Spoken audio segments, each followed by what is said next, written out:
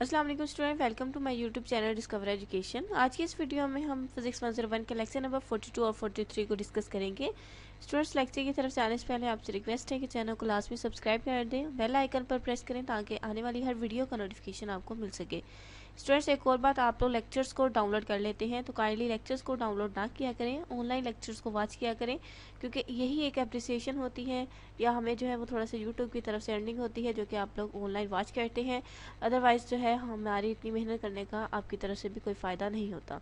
तो स्टूडेंट्स, अगर आप में आपके लिए इतना वर्क कर रहे हैं तो आपका भी जो है राइट बनता है कि हमें जो है वो थोड़ा सा आउटपुट दे।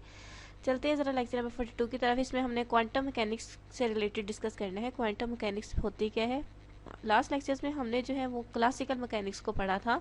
क्लासिकल और क्वांटम मैकेनिक्स में इतना डिफरेंस है कि जो क्लासिकल मैकेनिक्स है वो मैक्रोस्कोपिक ऑब्जेक्ट्स की स्टडी के लिए यूज़ की जाती है, यानी बड़े पार्टिकल्स कह सकते हैं कि बड़े ऑब्जेक्ट्स की स्टडी के लिए हम क्लासिकल मैकेनिक्स को यूज़ करते हैं, लेकिन स्मॉलेस्ट ऑब्जेक्ट्स की स्टडी के लिए हम जो है वो क्वांटम मैकेनिक्स को यूज़ करते हैं। ठीक है, या हम कह सकते हैं कि quantum mechanics is the true physics of the microscopic world. छोटे से छोटे जो है वो पार्टिकल्स को मुताले के लिए हम जो यूज़ करते हैं वो क्वांटम मैकेनिक्स है। सबसे पहले हमारे पास जो है वो क्वांटम मैकेनिक्स को समझने के लिए आपको एटम का पता होना चाहिए। एटम जो है वो एटमोस से निकला है, एक यूनानी वर्ड है। एटमोस का मतलब होता है कि नाकाबिले तकसीम। ये एक साइंटिस्ट था, वो सेब के उसने कुछ जो है वो पीसेस को कट किया।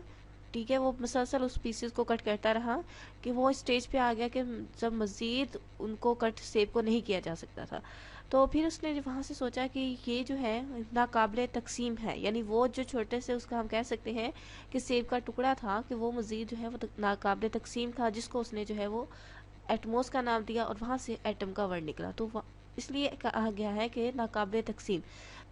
The word quantum means packets or bundle. We have already encountered the quantum of light called photon.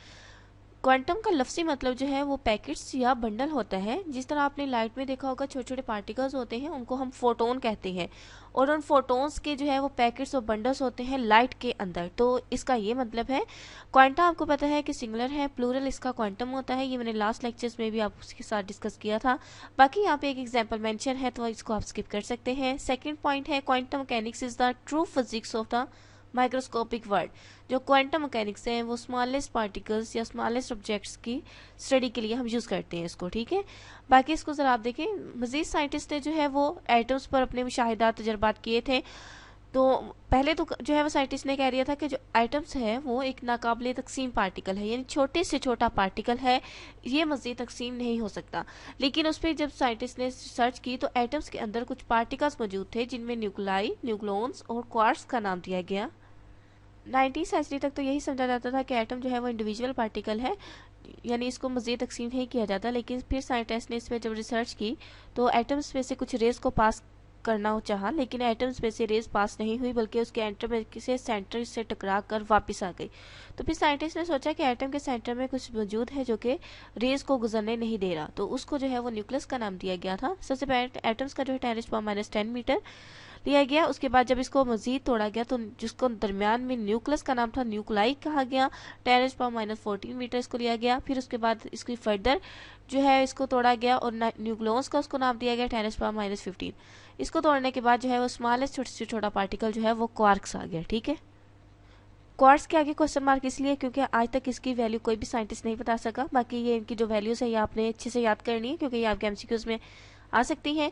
Next as you can see, जैसे कि आप देख सकते हैं जो एटॉमिक न्यूक्लियस होते हैं 1 lakh times smaller than the atom.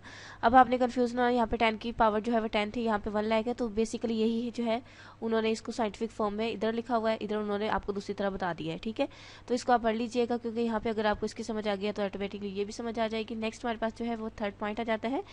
Third point में उसने ये कहा है कि it is impossible to cover the quantum mechanics in a few lectures, यानी कुछ लेक्चर्स में क्वांटम मैकेनिक्स को जो है वो कवर करना बहुत ज़्यादा मुश्किल है, क्योंकि कुछ यहाँ पे आइडियाज़ दिए गए हैं। क्वांटम मैकेनिक्स जो है वो स्मॉलेस्ट पार्टिकल्स की स्टडी के लिए हम यूज़ करते हैं, तो इसकी जो है वो फिज़िक्स बहुत ज़्यादा वाइडली फैली हुई है, तो इस वजह से आपको जो है वो उन्होंने सिर्फ सिंगल लेक्चर्स में ही कवर करने की कोशिश की है। सबसे पहले क्लासिकल है जो कि न्यूटन ने दी थी, उसको न्यूटनियन के नाम दिया गया है। Mechanics is extremely good for dealing with large objects. आपको पता है कि जो क्लासिकल मैकेनिक्स है वो लार्ज ऑब्जेक्ट्स की सब स्टडी के लिए थी, जो कि मैंने आपको ऑलरेडी बता दी है। But on the atomic level it fails. Atomic level पर क्लासिकल मैकेनिक्स फेल क्यों हुई थी, इसकी रीज़न ये नीचे दी गई है। ये आपके क्वेश्चन भी पूछ सकते हैं, वैसे आपके नॉलेज के लिए भी है। अब इसकी रीज़न ये थी कि ये अनसर्टेनिटी जो प्रिंसिपल था उसको फॉलो नहीं करते थे। अनसर्टेनिटी प्रिंसिपल हमने जो है वो लास्ट लेक्चर 41 में डिस्कस किया था। अनसर्टेनिटी प्रिंसिपल हैसेलबर्ग ने पेश किया था। इसके मुताबिक कि किसी भी चीज़ के हम एग्जैक्ट पैमाइश नहीं कर सकते, यानी उसमें या तो कमी हो जाएगी या थोड़ी सी ज़्यादा हो जाएगी, लेकिन बिल्कुल हम परफेक्ट किसी भी चीज़ के मेजरमेंट नहीं कर सकते। अब ज़रूरी नहीं है कि वो हम पैमाइशी हो, वो किसी भी चीज़ की पोजीशन हो सकती है। अगर पोजीशन सेम है तो उसका मोमेंटम डिफरेंट हो सकता है, मोमेंटम सेम है तो पोजीशन उसकी डिफरेंट हो सकती है। तो ये उसने कहा था quantum mechanics properly describe the microscopic. लेकिन जो क्वांटम मैकेनिक्स है वो छोटे ऑब्जेक्ट्स की स्टडी के लिए जो है वो प्रॉपर्ली उसको डिफाइन करती है, as well as the microscopic world and has always been founded for if applied the correctly. ठीक है, नेक्स्ट फर्स्ट ये हमारे पास ए पॉइंट था। बी पॉइंट है, ये कुछ आइडियाज़ दिए गए हैं, ये उनको कम्प्लीटली डिस्क्राइब नहीं किया गया आपके लेक्चर्स में, वो आपको इसकी रीज़न ऑलरेडी बता दी है। नेक्स्ट हमारे पास है एटम्स और मॉलिक्यूल्स। ये जो है वो एग्जिस्ट करते हैं सर्टेन एनर्जी स्टेट्स में। ठीक है, और इनको हम कहते हैं अलाउड लेवल या क्वांटम स्टेट्स। इसका मतलब ये है कि जितने भी एटम्स के अंदर कोई भी इलेक्ट्रॉन, प्रोटॉन या न्यूट्रॉन्स होते हैं और सबके अपना एक एनर्जी स्टेट होती है, एक एनर्जी लेवल होते हैं। बेसिकली एटम्स से मिलते हैं तभी मॉलिक्यूल्स बनाते हैं। जिस तरह वाटर का फार्मूला होता है H2O, जो कि एक मॉलिक्यूल है, और अगर 2 हाइड्रोजन और 1 ऑक्सीजन, यानी 2 हाइड्रोजन एटम्स के और 1 ऑक्सीजन एटम जो है ऑक्सीजन का हम मिलाएंगे, तब जाके हमारे पास H2O वाटर मॉलिक्यूल बनेगा। ठीक है, ये मैंने वैसे एग्जांपल दी है। एनर्जी स्टेट अभी इनकी किस तरह चेंज होती है तो ये मैं आपको यहाँ पे समझाती हूँ। ये मेरे पास जो है एक नाइट्रोजन का एटम मौजूद है। अब इसके अंदर जो है ये दरमियान में न्यूक्लियस मौजूद होता है, और 2 ये हमारे पास जो है इलेक्ट्रॉन है फर्स्ट स्टेट में। सेकंड में हमारे पास 4 इलेक्ट्रॉन्स होते हैं, और थर्ड में जो है 1 है, क्योंकि 7 होते हैं ना नाइट्रोजन का एटॉमिक नंबर। तो इसमें स्टूडेंट्स आप देख सकते हैं ये जो आउटर मोस्ट इलेक्ट्रॉन है ग्रीन कलर में बाहर वाले शेल में आपको नजर आ रहा है, ये जो है इसकी एनर्जी स्टेट सबसे हायर होगी। इसके अलावा जो है वो इसकी उससे कम होगी, इससे उससे कम, यानी इनकी एनर्जी स्टेट जो है वो डिफरेंट होंगी। तो इसका ये मतलब है। नेक्स्ट हमारे पास है एटम या मॉलिक्यूल जो होते हैं वो एनर्जी को या तो ऑब्जर्व करते हैं या इमिट करते हैं, जैसे उनकी एनर्जी स्टेट चेंज होती है। The amount of energy release observe equal the difference energies between the 2 quantum states. अब इसका मतलब ये है, यहाँ पे आप देख सकते हैं फॉर एग्जांपल, यहाँ पे मैं आपको एग्जांपल देती हूँ कि हमारे पास ये नाइट्रोजन का ही एक एटम है, और इसमें जो है वो इस इलेक्ट्रॉन को लेना है। ये वाला हमारे पास जो है वो एक इलेक्ट्रॉन, सपोज हमारे पास ये इलेक्ट्रॉन है। ठीक है, इधर अब ये आपको इलेक्ट्रॉन नज़र आ रहा होगा। ये जब इलेक्ट्रॉन बाहर वाले स्टेट में होगा, ये बाहर से जब इधर आएगा, यानी ये तो अब बाहर वाले शेल में है। अब ये जैसे अपनी एनर्जी स्टेट चेंज करेगा, एनर्जी स्टेट चेंज करने से बाद इस शेल में आएगा, तो या तो ये कुछ जो है वो एनर्जी को जो है वो इमिट करेगा, खारिज करेगा कुछ एनर्जी को, यानी लोअर स्टेट में आ रहा है ना। फिर इसी तरह जब ये इस स्टेट में आएगा तो ये कुछ एनर्जी को और ज़्यादा खारिज इमिट करेगा, तो इस स्टेज में आएगा। ठीक है, इसी तरह जो है फॉर एग्जाम्पल हमारे पास एक और इलेक्ट्रॉन है, जो कि इधर मैं आपको बना देती हूँ। अगर ये वाला इलेक्ट्रॉन जो है इधर आ रहा है, और इसको जो अगर हमने बाहर निकालना हो, तो बाहर निकालने से मतलब कि जब इसकी स्टेट एनर्जी स्टेट चेंज होगी, यानी इधर होगी, तभी ये कुछ एनर्जी ऑब्जर्व कर लेगा। जब इसने आउटर मोस्ट शेल में आना होगा, इधर आओगे, तब ये अपनी एनर्जी को कुछ जो है वो ऑब्जर्व कर लेगा, यानी यहाँ से फिर ये ऑटोमेटिकली रिमूव हो जाएगा और कुछ ना कुछ एनर्जी जो है वो ले लेगा। नेक्स्ट हमारे पास क्वांटम मैकेनिक्स में जो है वो always deal with probability. So for example in considering the outcome of 2 particles colliding with each other, 2 particle जब एक दूसरे से जो है वो टकराते हैं, हम प्रोबेबिलिटी को जो है वो कैलकुलेट कर सकते हैं। ठीक है, उसकी मखसूस डायरेक्शन में। नेक्स्ट हमारे पास 4 पॉइंट आ जाते हैं। But about the quantum revolution by the end of the 9th century number of serious discrepancies had been found between experiment results and classical theory। यहाँ पे जो है वो मोस्ट सीरियस वंस ओवर, पहले हमारे पास ब्लैक बॉडी रेडिएशन ला। Black body radiation के related हमने जो है लास्ट लेक्चर में पढ़ा था। फोटो इलेक्ट्रिक इफेक्ट भी हमने लास्ट लेक्चर में इनको स्टडी किया हुआ है। इसी तरह जो है stability of the atom and the puzzle of the atomic spectra, ये सारी चीज़ें हमने लास्ट लेक्चर्स में बहुत अच्छे से पढ़ी हुई है। यहाँ पे अब जस्ट 4 पॉइंट में ये आपको बताया गया है कि एक टाइम ऐसा था कि जब साइंटिस्ट समझते थे कि हमने फिजिक्स पर मुकम्मल तौर पर कम्प्लीटली रिसर्च कर ली है, अब फर्दर जो है कोई भी चीज़ हम उसको ईजाद नहीं कर सकते या दरियाफ्त नहीं कर सकते। लेकिन 19वीं सेंचुरी के बाद कुछ टाइम इस तरह फिर आया कि उन्होंने मज़ीद रिसर्च की। उन्होंने सोचा कि इस पर अगर मज़ीद रिसर्च करें तो हम जो है कुछ और चीज़ें भी हम डेवलप कर सकते हैं। तो उनमें जो है वो ब्लैक बॉडी रेडिएशन ला था, फोटोइलेक्ट्रिक इफेक्ट, और तीसरा ये जो है वो स्टेबिलिटी ऑफ द एटम था। ठीक है, अब नेक्स्ट जो है क्लासिकल फिजिक्स को हम कुछ जो है वो रॉन्ग बिहेवियर शो करती थी। और रॉन्ग बिहेवियर किस चीज़ में शो कर रही थी? For the radiation emitted from a hot body. तो ये चीज़ें इस पर आपके एमसीक्यूज नहीं शॉर्ट क्वेश्चन बनता है, तो इसलिए अगर आप इसको स्किप भी कर दे तो कोई इशू नहीं है। देखिए क्लासिकल फिजिक्स और उसमें मैकेनिकल फिजिक्स जो है वो इस वजह से एक दूसरे के साथ काम नहीं कर सके, क्योंकि हम ऑलरेडी मैं आपको बता चुकी हूँ कि जो क्लासिकल फिजिक्स होती है वो जो है वो बड़े चीज़ों की सब्जेक्ट की स्टडी के लिए, या हम कह सकते हैं कि बड़े चीज़ों के मायने के लिए, रिसर्च के लिए यूज़ की जाती है। लेकिन जो क्वांटम फिजिक्स होती है वो स्मॉल पार्टिकल के लिए थी। तो इस वजह से जो है हम अपनी वर्डिंग में कह सकते हैं कि इनकी एक दूसरे से नहीं बनी। ये प्लांक कांस्टेंट जो है is equal to H V. एक प्लांक जो है वो एक साइंटिस्ट था जिसने अपने नाम से ही प्लांक कांस्टेंट एच यहाँ पे यूज़ होता है, इसको एज अ प्लांक कांस्टेंट कहते हैं। ठीक है, और ये हम जो है वो पहले पढ़ चुके हैं, तो वही चीज़ें रिपीट हो रही हैं और इस वजह से लेक्चर लेंथी भी हो रहा है। तो अगर आप मेरे सिक्वेंस के साथ लेक्चर ले रहे हैं तो मैं उसको चीज़ रिपीट नहीं करूँगी। आइंस्टाइन ने 1905 में पास्टुलेट दिए थे क्वांटम ऑफ लाइट के, जिसको हम फोटोन का नाम दिया गया था, जो कि पार्टिकल्स प्रॉपर्टीज रखते थे एनर्जी और मोमेंटम की तरह।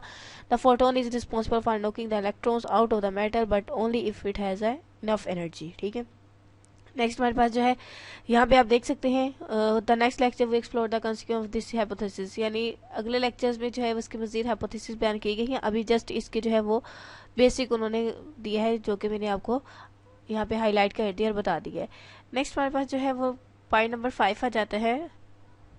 चलिए स्टूडेंट्स, एक बार मैं आपको कंफर्म कर देती हूँ कि प्लैंक जो कांस्टेंट क्या होता है। इसने बेसिकली ब्लैक बॉडी रेडिएशन ला ही डिस्कवर किया था, जिसके मुताबिक किसी भी बॉडी को अगर ज़्यादा गर्म किया जाए तो वो उसमें से कुछ रेडिएशंस खारिज होती हैं, जो कि इक्वल होती है E is equal to H mu के। इस पे जो है वो डीप ब्रोगली वेव के बारे में डिस्कस किया गया है। ये सारी चीज़ें हम लास्ट लेक्चर्स में पढ़ते आए हैं। यहाँ पे जो है अनसर्टेनिटी प्रिंसिपल है, आप खुद देख सकते हैं, जो कि हमने अभी भी इसको मैंने आपको गाइड किया है। लास्ट 41 लेक्चर्स में भी इसका हमने अच्छे से टॉपिक को डिस्कस किया था। नेक्स्ट हमारे पास जो है वो टॉपिक नंबर 6 आ जाता है। इसमें भी जो है वो हेजनबर्ग अनसर्टेनिटी प्रिंसिपल के बारे में ही बताया गया है एग्जाम्पल के साथ। और हमारे पास जो है 7 पार्ट में भी कुछ एग्जाम्पल्स हैं, ये मैं थोड़ा सा देख लेते हैं। Why the hydrogen atom does not collapse even if the electron does not have any orbital angular momentum around the proton. Uncertainty principle essentially forces the electron to stay away from the proton. तो ये जो है ना आपके इसमें कोई भी important MCQs नहीं है, नई शॉर्ट क्वेश्चन है तो स्किप कर सकते हैं। पॉइंट अनसर्टेनिटी प्रिंसिपल में डेल एक्स पोजीशन को जाहिर करता है किसी प्रोटॉन की पोजीशन को, डेल पी जो है वो किसी प्रोटॉन के मोमेंटम को जाहिर करता है। ठीक है, पॉइंट नंबर 8 है quantum mechanics predicts what is called tunnelling of particles through a potential barrier. अब बेसिकली ट्यूनलिंग होता क्या है, या क्वांटम मैकेनिक्स में ट्यूनलिंग क्या इफेक्ट है? ये basically particles penetration through the potential barrier even if particle total energy is less than the barrier height. इसका मतलब ये है कि कोई भी पार्टिकल अगर वो उसके कोई पोटेंशियल बैरियर रखा जाए उसमें से गुजरने की सलाहियत, बेशक जो पार्टिकल है उसकी एनर्जी कम हो, उस पोटेंशियल बैरियर की एनर्जी ज़्यादा हो, लेकिन फिर भी पार्टिकल उसमें से गुजर जाए, उसको हम कहते हैं ट्यूनलिंग। ठीक है, ये ट्यूनलिंग का इफेक्ट होता है इस पर। तो ये सारी चीज़ें यहाँ पे जो है वो मेंशन की गई है, आप इसको खुद भी रीड आउट कर सकते हैं। नेक्स्ट पॉइंट नंबर 10 आ जाता है। इसमें जो है प्रोबेबिलिटी की डेफिनेशन है। प्रोबेबिलिटी बेसिकली होता है क्या है, is a measure of the likelihood that an event will occur. Event आपको पता है कि ये जो है इसमें जिस तरह आपको मैं एग्जांपल देती हूँ, एक टॉस किया है उसमें या तो हेड होगा या तो टेल होगा। ठीक है, यानी उसके दो ही हो सकते हैं, हेड आएगा या टेल आएगा, तो वो हमारे पास हेड या टेल इवेंट है। Probability values are assigned on a scale of 0 that event can never occur to 1 the event definitely occurs. यानी ये ज़रूरी नहीं है एट अ टाइम दोनों इवेंट्स नहीं अकर हो सकते, एक टाइम में सिर्फ जो है वो एक ही होगा इवेंट। ठीक है, यहाँ पे उन्होंने कुछ एग्जांपल्स भी दी हैं। अगर आपको वैसे ही इसकी समझ आ गई कि इवेंट की क्या हो सकता है तो बस ठीक है, ये आपके एमसीक्यूज में पूछा जा सकता है। नेक्स्ट हमारे पास पॉइंट नंबर 11 आ जाता है। The simplest system for discussing quantum mechanics is one that has only 2 states. यानी क्वांटम मैकेनिक्स को जो है वो सादा तरीन अगर हम डिस्कस करना चाहें तो इसके दो स्टेट्स हो सकते हैं। पहला जो है वो let us call these two states up and down state, यानी अप है एक ऊपर है और दूसरा नीचे। ये आपने जो एरोज के निशान है वो भी देख रहे हैं, ये अप की ये साइन शो करता है, डाउन का ये। They could denote an electron with spin up and down. ये अभी मैंने आपको दिखाया था कि जब इलेक्ट्रॉन्स जो थे वो हायर लेवल पे थे, कुछ जो है वो लोअर लेवल पे थे। जैसे वो बाहर वाली हम जिसको कहते हैं वैलेंस शेल, उस पे इलेक्ट्रॉन्स होंगे किसी भी एटम के वैलेंस शेल में, जो इलेक्ट्रॉन्स होंगे हम कहेंगे कि हायर स्टेट में है। जो जैसे जैसे वो न्यूक्लियस के नज़दीक आते जाएंगे तो हम कहेंगे कि वो लोअर स्टेट में है, ठीक है। विच इज़ अप डाउन और an atom which can be only in 1 और 2 एनर्जी स्टेट्स, यानी किसी भी एटम की एक या दो एनर्जी स्टेट्स हो सकती है। आपने ये एरोज देखने हैं कि आपको कौन सा रिप्रेजेंट कर रहा है, डाउन को कौन सा रिप्रेजेंट कर रहा है, ये आपके एमसीक्यूज में आ सकता है। बाकी जो है यहाँ पे आपके पास फार्मूला जो है वो इस तरह बन सकता है, इसको हम कहते हैं साई का सैम्बल, ठीक है। इज इक्वल टू C1 जो कि अपर है इलेक्ट्रॉन प्लस C2 जो कि डाउन इलेक्ट्रॉन है। तो C1 में C2 को, अगर C1 और C2 को आपकी वैल्यू आपको दी जाए, इसमें आपने ऐड करके जो है उसका आंसर निकाल देना है, ठीक है। नेक्स्ट हमारे पास 12 पॉइंट आ जाता है। 12 पॉइंट में एक साइंटिस्ट था, उसने अपना एक्सपेरिमेंट किया था। The Stern Gerlach experiment illustrated here shown an electron beam entering a magnetic field. एक इलेक्ट्रॉन की बीम जो है इस मैग्नेटिक फील्ड में से गुजारी है। ये एन आपको नजर आ रहा होगा, ये नॉर्थ को रिप्रेजेंट करता है, एस को जो है वो साउथ को कहते हैं। इलेक्ट्रॉन की एक बीम इसमें से गुजरेगी।